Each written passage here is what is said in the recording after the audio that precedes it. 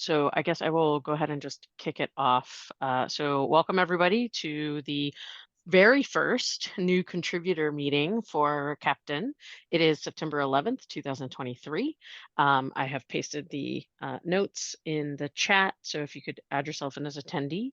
And then, you know, the reason for this whole meeting is just to answer really any questions that you as a new contributor might have. So at this point, we can leave it very open, and we can just have like a little bit of a Q&A session. If you guys have questions and you want, specific answers, or if you have just a general topic that you'd like to bring up and say, I'd like to know more about X, Y, or Z. We want to really just kind of keep it open at this point and see what kind of questions or help that you guys need. And then Ondrej, I know, has a topic that he could dive into as well. But really it's just kind of opening the floor to say what do you need from us, right? On the community side. How do you need us to better explain some things? Are you running into some issues or blockers that you don't understand something? So I'll just kind of start that off. I guess maybe some introductions actually might be good first too. So I'm Stacy. I'm a community manager with the Keptn project. And yeah, I'm just here to facilitate all of this kind of good stuff. And then Ondrej, I don't know if you want to maybe introduce yourself as well. Sure, thank you. So hi everybody, I'm Ondrej. I'm one of the maintainers of Keptn. I'm working with Keptn project already almost for 2 years, and yeah, basically that's it. So somebody can go over. Florian, yeah. All right, then I'll go next. Hi everyone. I'm also one of the Keptn maintainers. I'm kind of the Keptn dinosaur of this round, if you will. Been working with Keptn since the beginning of its inception. And yeah, happy to meet you all. All right. Meg, since you're also here on the community side, would you like to introduce yourself as well, please? Hi, I'm Meg. I'm another one of the maintainers. I do technical documentation, and I've been with the project for a little over 1.5 years now. Great. So if there's anyone else who would like to, introduce themselves, please feel free to do that now, or type in chat. I know some people aren't always, keen to talk or share on video, but we'd love to hear a little bit more about why you're here, what brings you to Keptn in general, and kind of who you are and what you're working on. Yeah, I can go next. Great. Hey everyone, my name is Rakshit Gondwal. I am an approver for the Keptn Lifecycle Toolkit, newly Keptn, and I was a Google Summer of Code mentee earlier this summer. And yeah, it has been a great experience contributing to Keptn. So yeah, that's all. Thanks, Rakshit. Am I audible? Right. Yes, so you are. I think I'll go next. So hey everyone. Wonderful. It's me. It's Shivang Shandelia. I am CNCF New Delhi organizer, and I've also been a Google Summer of Code mentee for a different project, not Keptn. It's called Armada, and I'm basically also new to the Keptn. I've been contributing to Keptn for like a month or a half now. So yeah, really wanted to check out this new contributor meeting, and really glad to meet you all. Thank you. Thank you. And Shivang, is it that, am I remembering correctly that you're the one who kind of introduced us to this new contributor concept as well? Yes. So thank you for that suggestion. And I'm really hoping that this is a great place for everyone to get their questions answered. Thank you. Hello there. My name is Sudipto. I have contributed to Keptn before, but there was a gap in between. So I just want to start out again. So that's why I'm checking in this new contributor meetings. I think it's a good initiative and it's necessary. Okay. Fantastic. Thank you. Thanks for being here. Anyone else? Hello everyone. I'm Adit. I'm a Cube Simplify ambassador, and I'm looking forward to contribute in Keptn. Seems amazing project. Looking some similar faces, Rakshit, like, and hoping some good. Awesome. Thank you. Yash, would you like to introduce yourself? I know I'm putting you on the spot. So yeah, hello everyone. Myself Yash. I have been contributing to Keptn in the past 3 months, and yeah, now I have been being a member in Keptn, trying to make Keptn and get a great community to contribute. Yeah, welcome you all for this new contributor meet. Yeah, that's from my side. Thank you. Yeah, so if there's anyone else who would like to introduce themselves, I know that there's 3 people more that are here, but you definitely don't have to, but if you'd like to, please jump in. Otherwise, we can kind of get started with other topics. Hello there, I'm Rudraksh. I'm actually previously a contributor to Season of KDE, and now I'm just stepping myself into the CNCF world. It's my pleasure to join the contributors meeting at Keptn, and I would love to explore the community and contribute under my stack. Thank you so much. Thank you.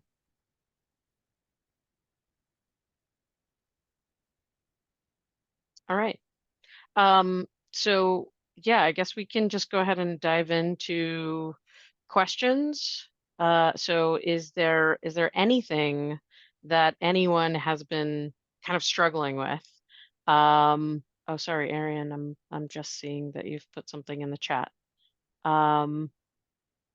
Great. Thank you. Just a brief introduction. Appreciate that. Thanks, Arian. So yeah, if it does, I'll just kind of open it up and make the floor be yours. And then if nobody has anything, I guess we could do kind of just a quick overview of things from Ondrej.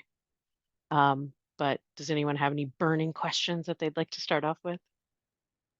I just have a simple question, like when I started contributing to Keptn, or even now as I am trying to start contributing again, it's for me as a beginner, it's difficult to set up the local development and test environment. How do you set that up? If we have a video tutorial or some blog post like showing how a senior maintainer sets up his own environment, that will be I think beneficial for new contributors. Right. Ondrej, do you want to maybe take that, since that was kind of the planned talk anyway? Yes, that's basically what is planned after this question and answer session or part of this session. I will go through basically how to set up a developer environment, what's needed, give some hints and tips and tricks how to set it up effectively and how to actually develop, test, and deploy the things that you change or that you want to test the best way, or how, at least maybe not the best way, but how we do it actually. So okay, great. Does everyone want to just go ahead and jump into that, or does anyone have any other questions that are outside of that scope for right now?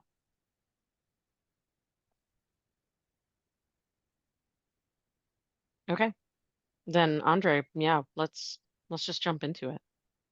okay, thank you. Thanks. So I'll share my screen so you all can. Yeah, hopefully you're seeing the Keptn repository. I guess most of you already have seen and know this repository, but I'll still kind of give it a brief introduction to this. What personally I would start with when coming across such a repository is our documentation is our Keptn website, which you probably know as well. But what I would do is go through all the tutorials on Keptn SH, going through the documentation, try to understand what Keptn is actually all about. Play with it. We have multiple examples. Also, the Getting Started guide with Keptn is a very nice piece, which you can try, play with it, and kind of get in touch with all this Kubernetes orchestration and also Keptn orchestration, just to get familiar with the topic. And Ondrej, is the getting started guide that's here that you're showing right now is relatively new, correct? Yes. Okay. Yeah. So we highly encourage, if all of you are here, like if you can go through this and really get familiar and give us any feedback on this, this is perfect, because it's only been up for, I think, a few days or a week or something like that. Yeah. So yeah. Sorry, go ahead. Yeah, no worries. So I'll jump back from the documentation side, which is basically the domain of Mac and Stacy, I would guess more, to the repository, which is our stage as a maintainers. So if you look at the repo, just from a Eagle perspective, you can see that the repository contains multiple directories with multiple components. So Keptn is not just one single binary or one single component. It contains multiple components, as previously we call it the lifecycle toolkit, now known as a Keptn since a few days, I guess. So firstly, it's built from Kubernetes operators and Kubernetes scheduler and a Kubernetes cert manager. So we have two operators. One is metrics operator, second one is lifecycle operator, then Keptn scheduler, and also cert manager. These four components together provide the full functionality we described in the introduction of the Keptn. I mean, we can speak about this for hours or for a long time. I don't want to go into details here. Just want to focus on the development perspective. So I would maybe assume some things that contributors know, but if you do not know, I'm speaking about things you do not understand, please just stop me.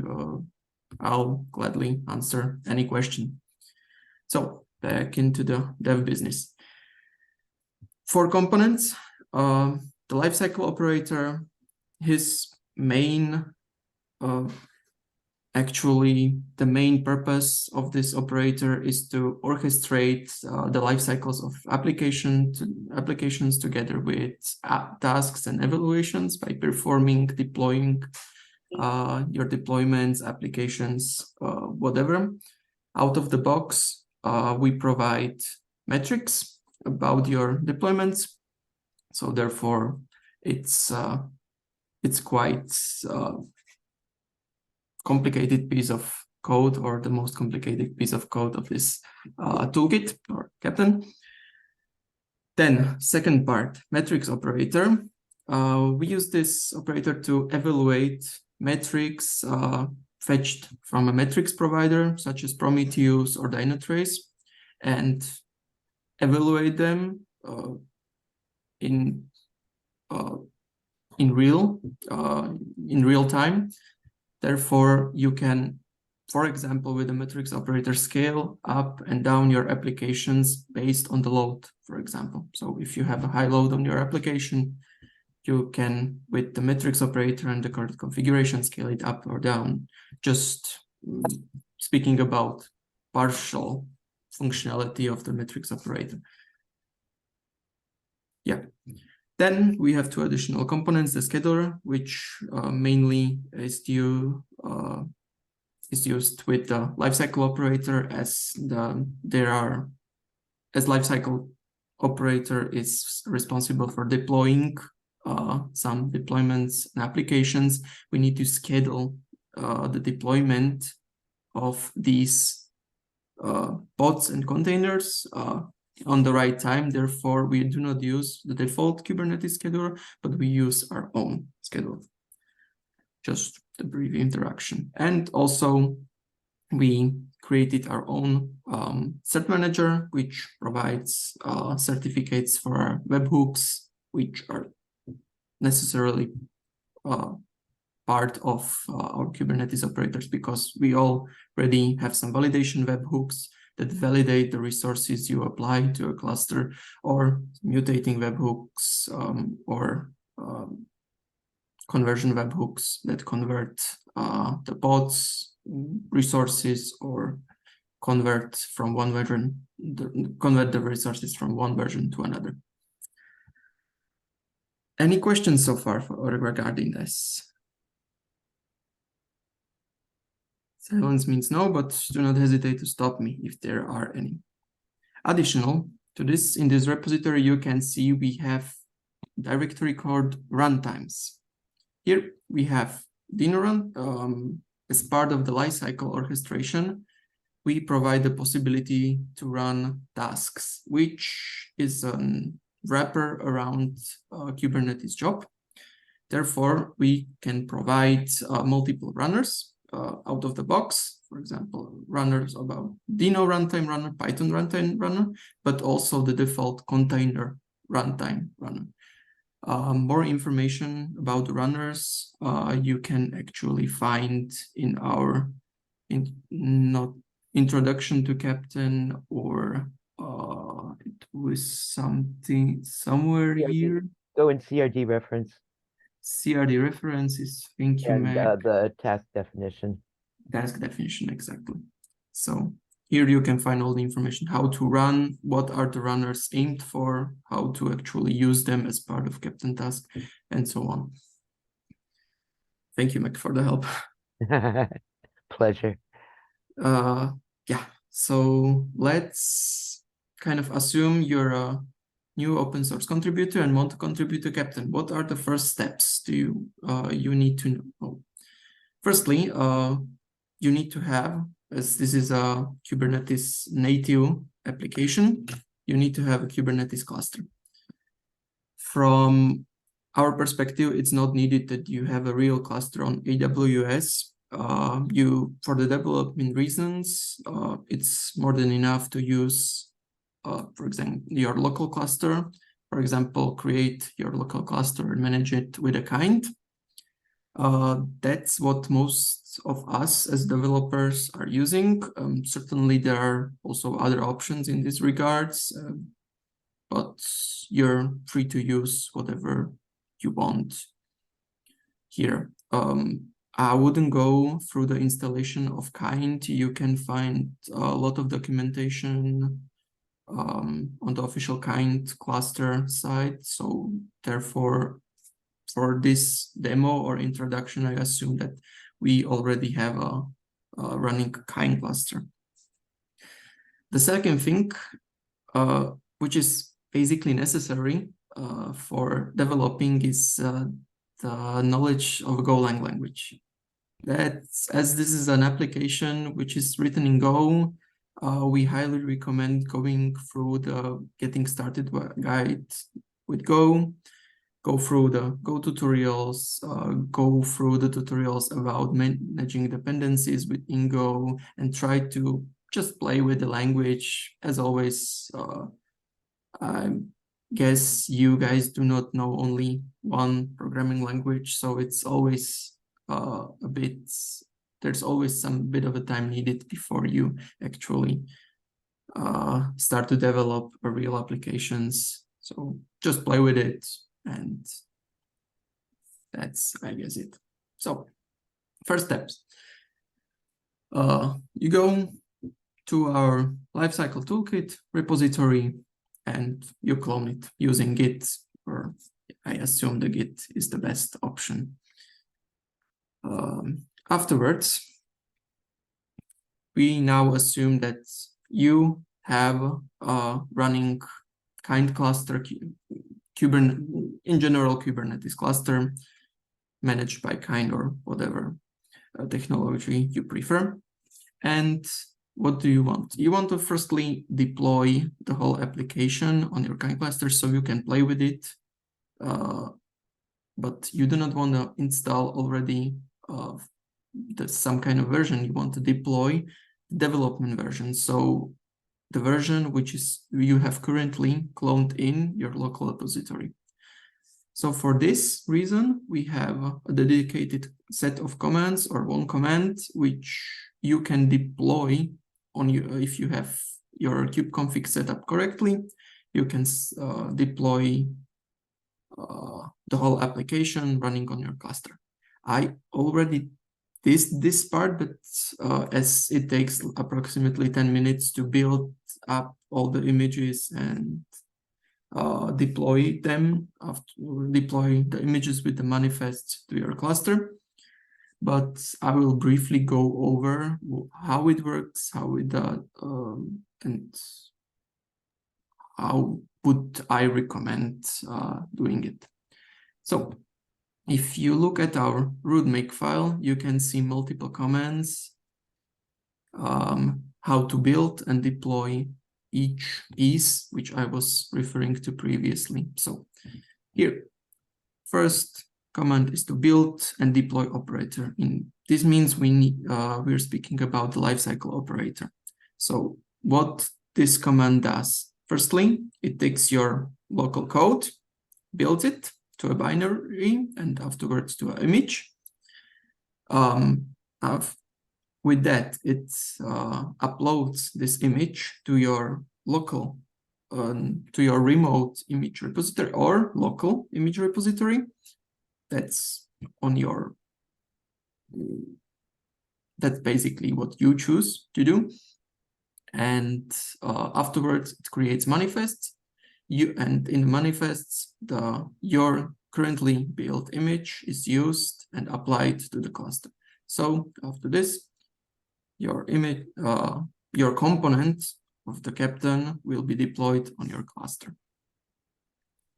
Secondly, in the same manner, build and deploy metrics operator. Basically, it's completely the same like with lifecycle operator, just a different piece of code is built and pushed and applied to your cluster.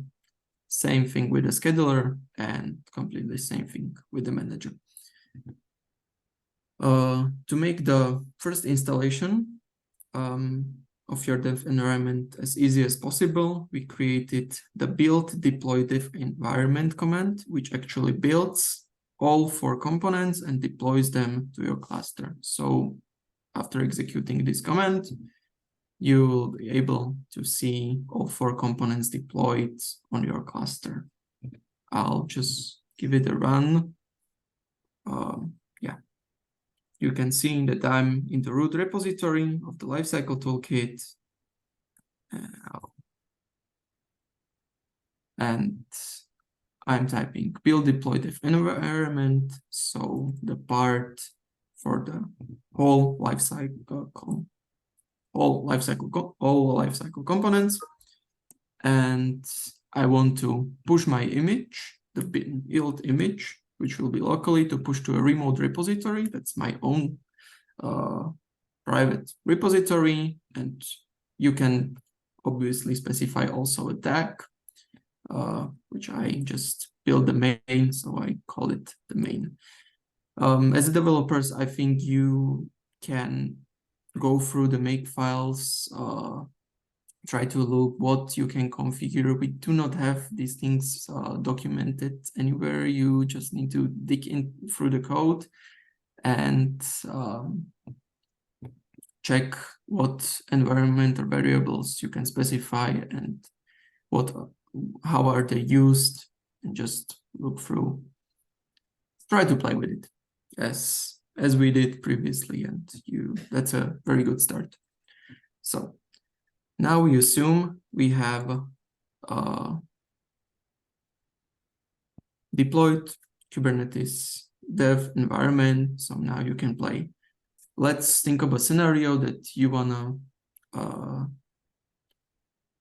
adapt something in the metrics operator.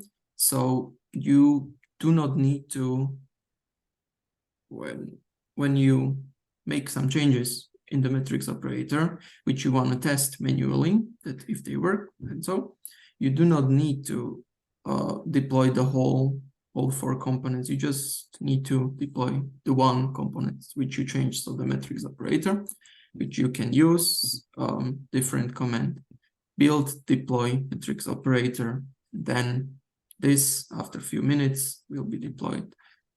and apply it to your cluster so you can play with it real. Yeah, so any questions so far? Silence means no. Okay, so I'll get into the next step. So part of every deployment is not only changing the code and adapting, trying out the changes, but also we have quite a nice set of tests. So we can check if your change did break any different functionality, which is good for as a regression test. But also we, in most cases, as maintainers, require that every added functionality or every fixed functionality should be covered, at least partially, by either unit tests, component tests, E2E tests, or integration tests. I basically named all of the tests which we have in Keptn.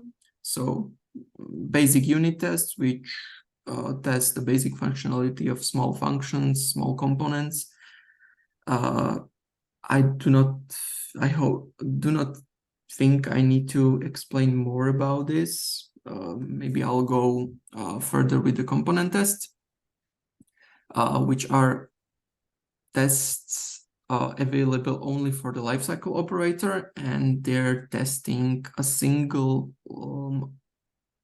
controller which controls a single resource or a custom resource which you apply. So that's, for example, Keptn app, workload instance, Keptn workload, or whatever. So we're testing each controller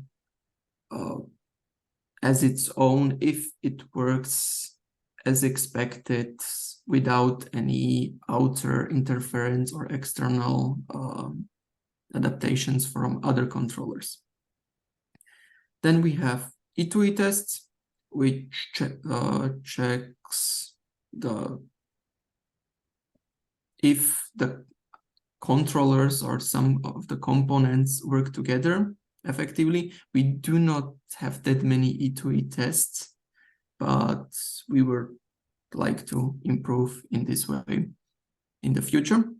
And in the last set of tests are, we call it integration tests, but they're basically tests from the user perspective. So how the user applies manifests to the cluster. So you can really like look into these tests as tests which are resources which are applied to a cluster directly. And we expect, after applying these resources to the clusters, some kind of behavior, which we test that if this behavior is correct, the test passed. If not, yeah, it fails, logically. What I was speaking about, unit tests, component tests, and E2E tests use basic Go testing libraries, or correct me if I'm wrong, Flo, but component tests and E2E tests use Ginkgo Go library, which is a testing library for tests. And integration tests are using Qtl test, which is Kubernetes toolkit, which is used to test Kubernetes operators. If you want, you can go through the tutorials of Qtl, and let's get started how actually you're able to run these tests. So as you can see, we have multiple entries. I will start from the integration tests. In the main make file, we have integration test entry, which will run all the integration tests for all the components. We have two ways of running them: make run integration test, or make integration test local. Therefore, the difference between this is that the local uses the local configuration, which actually cleans up after the tests are executed. It cleans up your cluster environment, so you do not have leftover namespaces which are used for the tests on your cluster. Let's take a look how they are run. So an easy way is just to make integration test, and the tests are running. Firstly, the environment is set up, installed whatever is needed, which is part of the test definition, and afterwards the tests are run. This is very good to run these tests before you submit the PR, so you're actually certain that the functionality which is already in place wasn't broken or malformed in any way. Yeah, we can leave this running and go to check how the component tests work.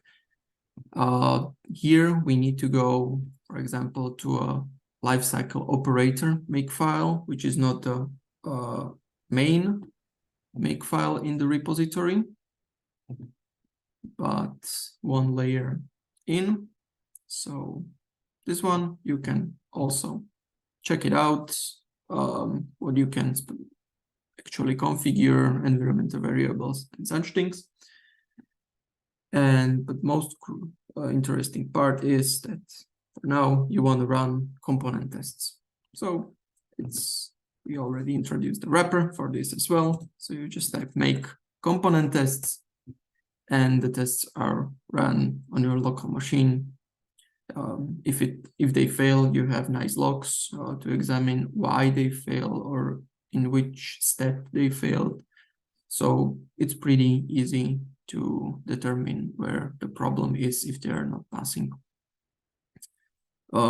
It takes them about 2-3 minutes to go through. I can leave them running and we can examine the results of the test afterwards.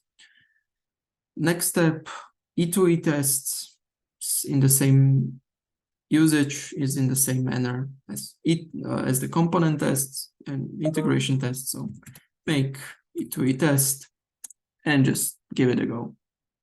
This should be fairly quick, so we can look into it. Hopefully they will pass. And as you can see, they passed. We have only 2 tests. But yeah, we will try to improve on this in the future. And the most simple tests, unit tests, which test desired functions we have in the code. Also, we have a dedicated command for this make test, and the tests are running. We can wait until they run. As you can see, we will have some information which tests are executed, which tests have passed, which does not, and so on and so forth. Good. There might be actually use cases where you do not need to run the whole test suites, especially for the unit tests, and you want to run a single unit test. For example, for the controller. So I do not know what IDs do you use for your development. I personally use VS Code, but also my colleagues use different options. That's totally your freedom. But VS Code has, and I assume most of the modern IDs have a feature of running a single unit test directly in the IDE. So you just click on it and the test is ran. Whatever you want, you can run also tests for the whole directory, but I guess you'll figure it out in your own IDs. I do not know which especially. If you have any problems, definitely you can reach out.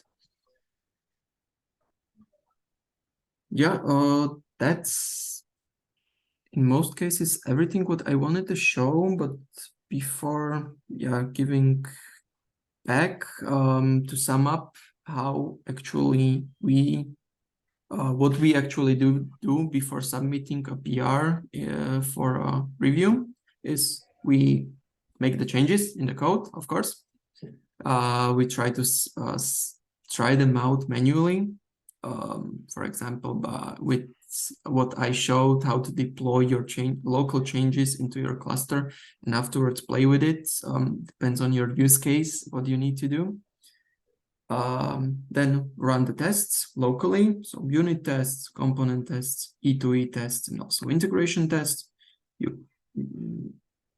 You can run this, and if everything is green, you can submit a PR. But in this case, also if it's possible, we really appreciate if every PR has already a set of tests which are testing the functionality which was added or which was adapted due to the PR description. And yeah, that's probably all from my side. Are there any topics, more questions, or whatever?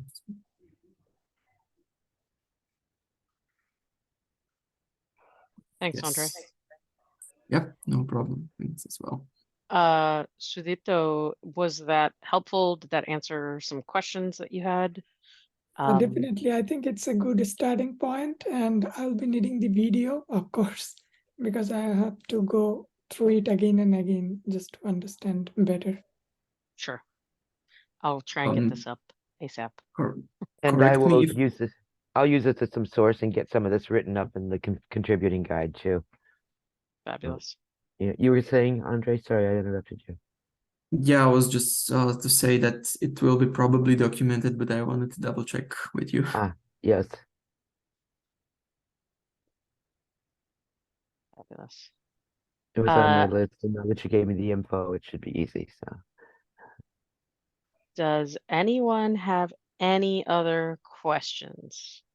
We have about, I think we scheduled 6 more minutes for this.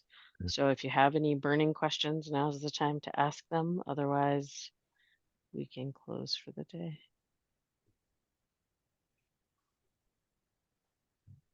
I'm interested for the new people.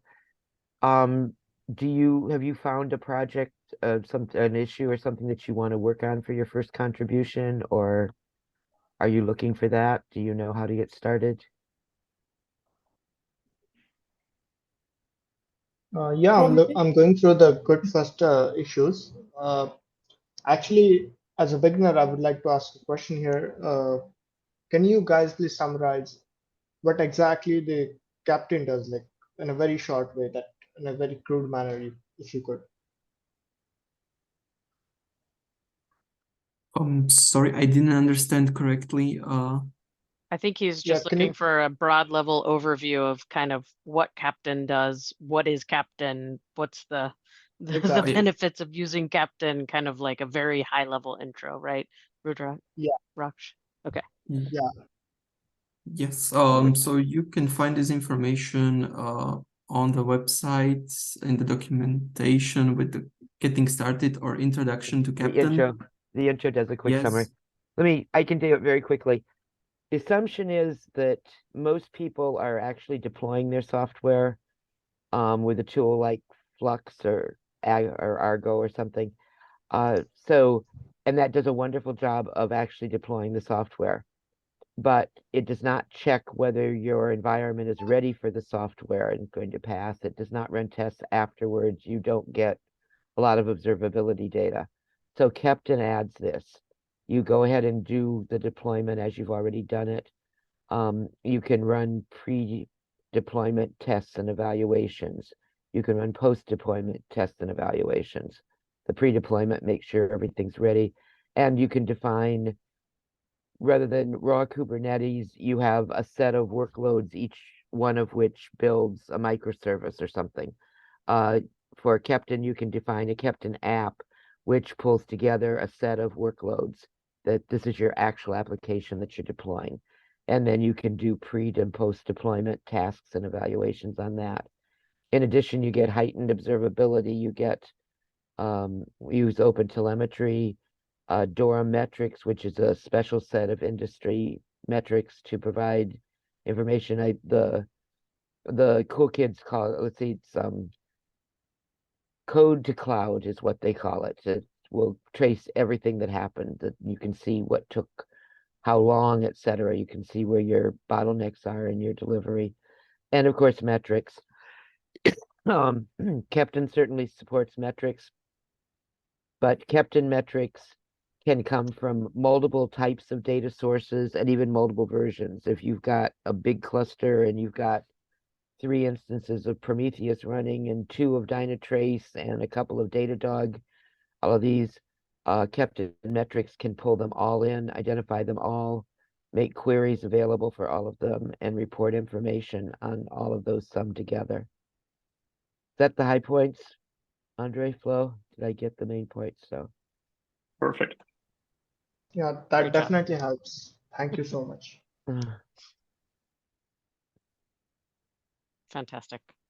Yeah. Does anyone else have any other questions before we close out? And we'll have, by the way, these monthly going forward. And all of you are always welcome to join our regular community meetings and ask any questions that you have on those as well. So we have one a week, one at sort of North America time zone friendly, and one at EU time zone friendly. So, And Asia Pacific. and yeah, APAC/EMEA. Yeah, and we should say Europe and Africa friendly too. So Indeed. All right. Well, thanks everybody for being here today. I really Yeah. appreciate it. Thanks, Andre, for walking through that. And again, if you have any other questions, everyone's on Slack, so feel free to join that Slack workspace and hit us up there. Otherwise, we'll see you on the next one. Thanks so much. Okay. Thanks Thank you. everybody. Bye. Bye. Bye-bye. Thank you. Thank Bye. you. Bye Bye. bye, everyone. Bye. Thank Bye. you.